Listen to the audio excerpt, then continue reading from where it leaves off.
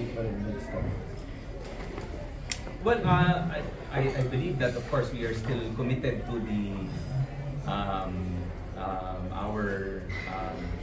we signed the manifesto supporting the presidential. So we have the support to President BBM, no, with this legislative agenda. So we believe that si Speaker Martin will continue his term as Speaker. I guess it's just a matter of discussing it siguro in the coming month, probably soon enough. So I think tuloy naman to.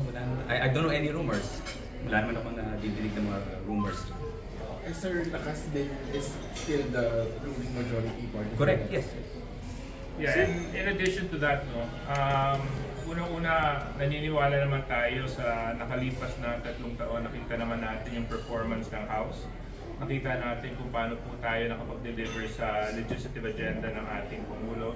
At nakita din naman po natin kung paano po na-manage ng ating leadership yung may issues na hinaharap ng ating bansa.